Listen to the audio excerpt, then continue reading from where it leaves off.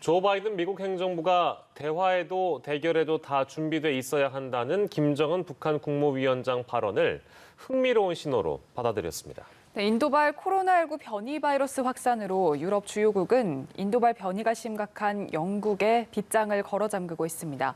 밤사이 들어온 글로벌 뉴스 김지수 기자와 살펴보겠습니다. 어서 오십시오. 안녕하세요. 네, 답보 상태를 보여왔던 북미 관계가 변화의 조짐이 일고 있네요. 이 내용부터 만나볼까요? 네, 지난 4월에 새 대북 정책 검토를 마친 바이든 행정부가 북한의 대화를 촉구했지만 북한은 그동안 반응을 보이지 않았습니다.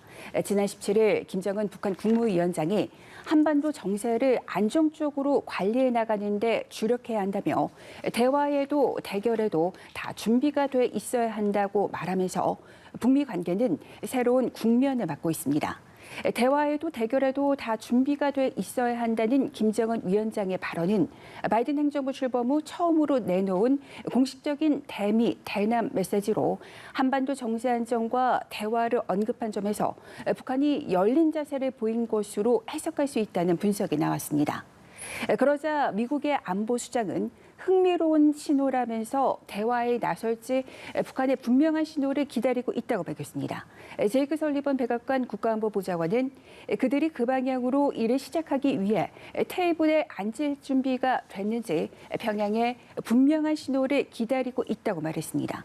설리번 보좌관은 정확히 무엇을 기대하고 있느냐는 질문에 그들이 보낼 수 있는 분명한 신호는 협상을 시작하자고 말하는 것이라고 답했습니다.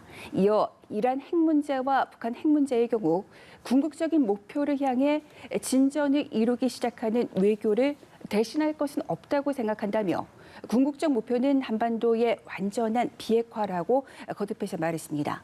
설리번 부장관의 발언은 지난 4월 새 대북 정책 검토를 마친 이후 실용적이고 외교적인 접근을 강조하며 북한의 대화를 촉구해온 바이든 행정부가 협상에 나설 것을 더 적극적으로 요구한 것으로 풀이됩니다. 북한은 그동안 미국 접촉을 요청해 잘 접수했다는 실무선의 반응만 있었을 뿐 대화에는 응하지 않은 것으로 전해졌습니다. 네, 오늘 열릴 한미 북핵 수석대표 협의에서 어떤 내용이 오고 갈지 지켜봐야 할 것 같습니다. 그리고 미국은 얼마 전에 러시아와 정상회담을 가졌는데 러시아에 대해서 새로운 제재를 준비한다고 밝혔다고요? 네, 바이든 행정부가 러시아의 야권 인사 알렉세이 나발리 독살 시도와 관련해서 미국은 새로운 제재를 준비하고 있다고 밝혔습니다. 지난 16일 미러 정상회담이 진행됐지만 바이든 행정부는 러시아의 압박을 지속할 것임을 시사한 겁니다. 제이크 설리번 백악관 국가안보보좌관은 러시아 정부의 나말리 독살 시도 후 미국은 제재를 가했고 러시아가 대가를 치르기 하기 위한 공동 노력의 하나로 유럽 동맹을 규합했다면서 또 다른 제재를 준비하고 있다고 전했습니다. 설리번 보좌관은 제재 시기와 내용을 상세히 언급하지는 않았지만 화학 무기와 관련해 추가 제재를 가할 것이라며 적절한 대상을 파악하는 대로 제재할 것이라고 했습니다.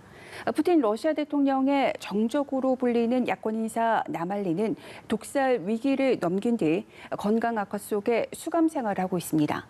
설리번 보좌관은 또 미국은 러시아의 가스관 건설과 관련된 러시아 단체들의 제재를 유지할 것이라고 말했습니다. 이는 러시아산 천연가스를 독일로 보내는 해저가스관 연결 사업입니다. 미국은 러시아산 천연가스가 유럽으로 더 많이 수출되면 유럽이 러시아의 에너지를 의존하고 그만큼 러시아의 영향력도 커질 수 있다며 반대해왔습니다. 중국을 향해서는 코로나19 기원과 관련해 실질적인 조사를 허용하지 않을 경우 국제적인 고립에 처할 것이라고 경고했습니다. 네, 이번에는 코로나19 소식 만나보겠습니다. 일상으로 복귀하기 위해서 이제 여러 움직임들이 전 세계적으로 있습니다만 그 걸림돌로 작용하고 있는 인도발 변이, 이른바 델타 변이는 현재 80여 개국에 퍼져 있는 상황인데 각국이 다시 방역에 고삐를 쥐고 있다고요. 네, 영국 같은 경우 21일로 잡아뒀던 봉쇄 전면 해제 시점을 다음 달 19일로 최근 연기한 바 있습니다. 영국에서 지난 13일부터 19일까지 일주일간 신규 확진자는 6만 3천 명으로 일주일 전보다 33% 증가했습니다. 영국은 최근 신규 확진자 90% 이상이 인도발 변이에 감염됐습니다. 영국에서 인도발 변이가 확산하자 각국은 영국에 빗장을 걸고 있습니다. 독일은 독일 국민이나 영주권자 이들 직계 가족만 영국에서 독일로 입국할 수 있도록 했습니다.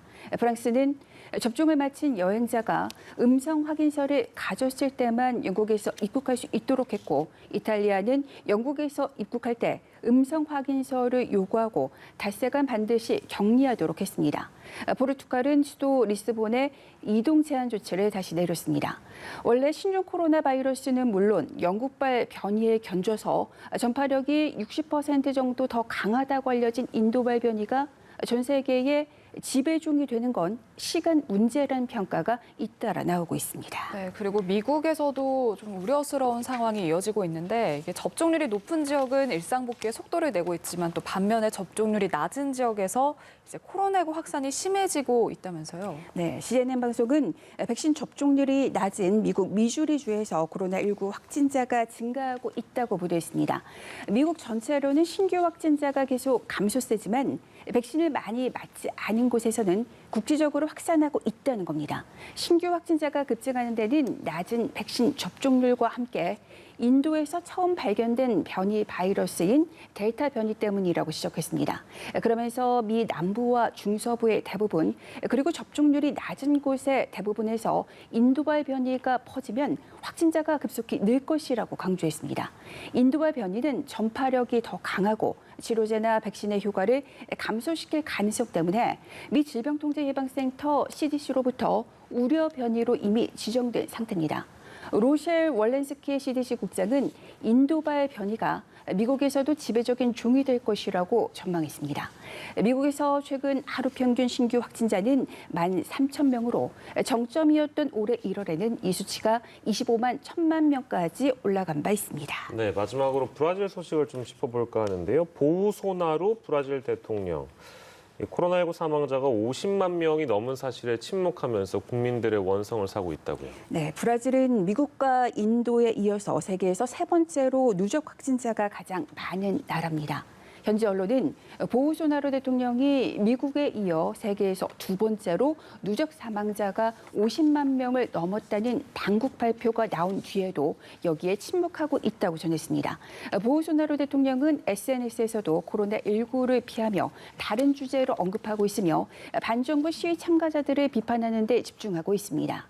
이런 행태는 강요들에게도 영향을 주고 있습니다.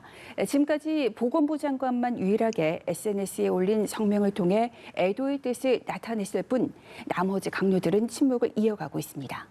브라질 주요 도시에서는 지난달에 이어 지난 토요일 대규모 반정부 시위가 열렸습니다. 현장에서는 대통령 퇴진과 코로나19 백신 접종 확대, 긴급 재난지원금 지급 연장과 같은 주장이 터져나왔습니다. 브라질에서는 하루 신규 확진자가 매일 8만 명에서 9만 명대를 지속하고 있으며 3차 확산이 이미 시작됐다는 분석이 나옵니다. 이런 가운데 브라질 정치권에서는 대통령 탄핵 추진을 위한 초당적인 움직임이 나타나고 있습니다. 좌파, 중도좌파 정당은 물론이고 범여권에서 발을 뺀 정당들까지 가세해 탄핵 요구서를 준비하는 것으로 알려졌습니다. 이들 정당은 코로나19 부실 대응, 군 인사권 전횡을 비롯해 20여 가지를 탄핵 이유로 정리했습니다. 현재 진행 중인 상원의 코로나19 국정조사와 탄핵 찬성 의견이 우세하게 나온 여론조사 결과도 대통령 탄핵 추진의 동력으로 작용될 전망입니다. 네, 오늘도 다양한 국제 소식 알아봤습니다. 글로벌 브리핑 김지수 기자와 함께했습니다. 고생하셨습니다. 고맙습니다.